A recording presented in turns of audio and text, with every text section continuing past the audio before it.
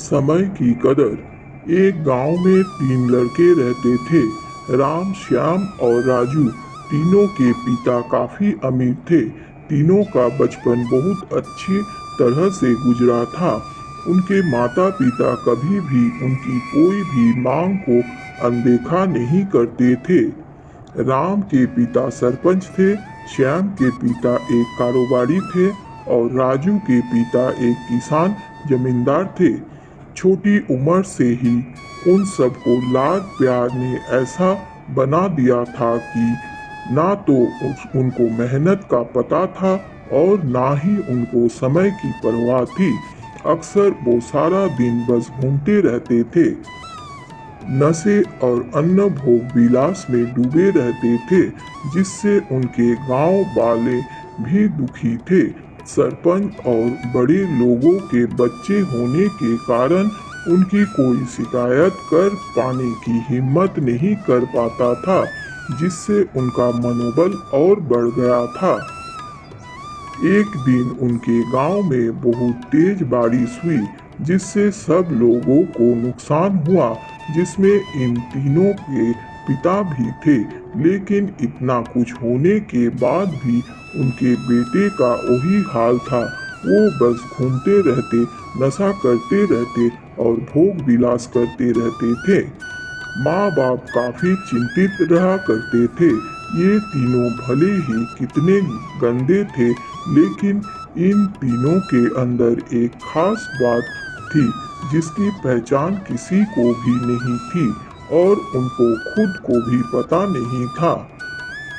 राम एक बहुत अच्छा नेता था, क्योंकि अपने पिता के पास रहते हुए उसको इसका काफी ज्ञान हो गया था, क्योंकि उसके पिता एक सरपंच थे। श्याम भी इस तरह से बिजनेस की समझ रखता था, क्योंकि उसके पिता एक कारोबारी थे और राजू खेती का काम जानता था, क्योंकि उसके पिता जमींदार थे। पर अपनी गलत कामों की वजह से उन सब ने अपने इन टैलेंट पर ध्यान नहीं दिया, जो कि उनकी सबसे बड़ी कमजोरी थी।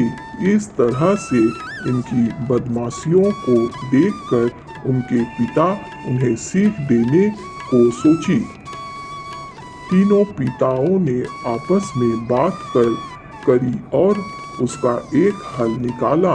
तीनों पिताओं ने अपना अपना काम अपने अपने बेटों को सौंप दिया, जिससे उनको समय की कदर का पता लग सके। तीनों के पिता ने एक वसीयत बनाई, जिसमें ये लिखा था कि एक वर्ष के अंदर इन तीनों को 10 लाख रुपए कमा कर देने होंगे, जो बिना किसी गलत काम करके कमाए हो, और तीनों को अलग अलग स्थान पर रहना था। इन तीनों को 5-5 लाख रुपए भी दिए गए, ताकि उनको अपना काम शुरू करने में दिक्कत ना हो। पहले तो सब खुश हो गए कि हम आज़ाद हो गए, हमको पैसे मिल गए, और ऐसा सोचकर इन्होंने फिर से काफी समय मौज मस्ती करने में लगा दिया। इस तरह से 6 महीने बीत गए और इनका काफी सारा नुकसान भी हुआ। फिर एक दिन अचानक उनको एहसास हुआ कि अगर हम शर्त हार गए तो हम अपनी अपनी जायदाद खो बैठेंगे। धीरे धीरे उनकी चिंता बढ़ने लगी। एक दिन वो इसी धुन में एक पार्क में बैठे थे और कुछ डिस्कस कर रहे थे कि उनको एक छोटी सी लड़की मिली। वो फूल बेच रही थी और साथ में पढ़ भी रही थी। तीनों लोग उस लड़की के पास में गए। तभी राम ने लड़की से बोला, बेटी आपकी उम्र क्या है? तो लड़की ने जवाब दिया, 12 साल की हूँ। इतना सुनते ही राम ने आश्चर्य से पूछा कि आप इतनी छोटी होकर के खेल नहीं रहे हो? लड़की ने जवाब दिया कि मेरे पापा अब इस दुनिया में नहीं है और माता बीमार रहती है, इसलिए मैं ये काम करती हूँ। ये सुनकर राम ने अपना पर्स निकाला और उसके पास जो भी पैसे बचे थे वो उस लड़की को देने लगा। उसके बाद लड़की ने बोला, आप भी फूल ले लो, मुझे बहुत खुशी होगी, क्योंकि मैं अगर आपसे फ्री में पैसा लेती हूँ तो फिर मेरा पढ़ाई में मन नहीं लगेगा, मैं कामचोर बन जाऊंगी, क्योंकि यही समय है जिस समय मैं अपना भविष्य लिख सकती हूँ। राम ने उस लड़की से सारे फूल ले लिए और तीनों घर लौट आए। उस फूल वाली लड़की का उन तीनों लड़कों पर बहुत गहरा प्रभाव पड़ा। रात भर उन तीनों ने उस बच्ची के बारे में सोचते रहे और उन्हें एहसास हुआ कि वो तीनों कितने गलत थे। तीनों ही दोस्तों को एहसास हुआ कि आज भी उनके पास 6 महीने का समय है अपने पिता को दिए गए काम को पूरा करना और भविष्य बनाने का। इसी दौरान सब ने सोचा कि अगर बचे हुए समय का सही उपयोग करें तो अभी भी बहुत कुछ किया जा सकता है। इस तरह बाकी दोस्तों ने भी सोचा और दूसरे समय में आकर काम तलाशने लगे, पर उनके शर्त में एक शर्त ये भी थी कि उनको जो भी काम करना है वो अपनी पहचान बताए बिना करेंगे, जिससे ये साफ था कि उनको कोई भी काम नहीं मिला। और जब काम नहीं मिला तो उन्होंने सोच लिया अब अगर कुछ भी करेंगे तो अपने गांव में जाकर ही काम करेंगे। भले हो उनके पिता कुछ भी सोचे, लेकिन फिर भी अपने गांव में जाएंगे और अपने गांव में कुछ नया काम करेंगे।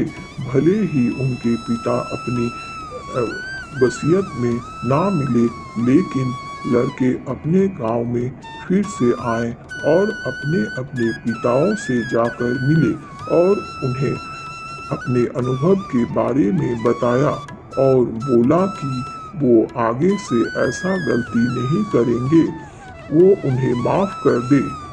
लेकिन पिता तो शर्त पे ही अड़े रहे। लड़कों का कोई दया नहीं मिला। तीनों को फिर से दुख हुआ कि तीनों को अपनी गलती का एहसास होने के बाद भी उनके पिता उनका सपोर्ट नहीं कर रहे थे और फिर से वो रात भर सोचते रहे कि अब क्या किया जाए। तीनों ने मिलकर एक स्कीम निकाली। राम अपने मित्रों के साथ में मिलकर लोगों की प्रॉब्लम को सुलझाने लगा, जिससे उसके गांव की समस्याओं का ज्ञान हुआ। इसी तरह श्याम भी गांव के विकास के लिए नए नए तरीके सीख गया और राजू को किसानों और बीजों का ज्ञान हो जाने से उसको काफी फायदा हुआ। तीनों ने मिलकर अपने बाकी पैसे को सही ढंग से सही जगह लगाकर गांव को एक नया रूप दे दिया।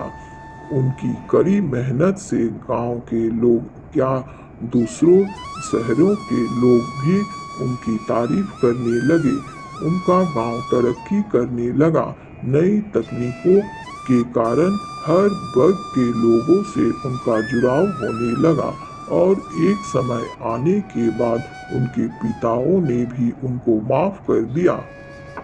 इस तरह से दोस्तों उन तीनों को समय की कीमत का अंदाजा हुआ कि पहले वो कितना समय बर्बाद कर रहे थे, लेकिन जब से उनको समय का कीमत का अंदाजा हुआ तब से उन्होंने समय को बर्बाद नहीं किया और काम करके पैसा कमाया, नाम कमाया और सीखा कि ईमानदारी से जिंदगी कैसे जीते हैं। दोस्तों कुल मिलाकर कहने का मतलब यही है कि आप सभी समय को बर्बाद ना करें।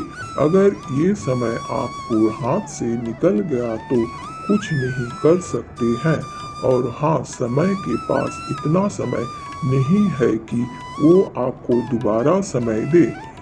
समय बर्बाद करने का हजारों तरीके हैं, लेकिन आप ऐसा कोई तरीका चुनिए जो आपकी जिंदगी बदल दे, इस समाज को जिंदगी बदल दे और इस देश का भविष्य बदल दे।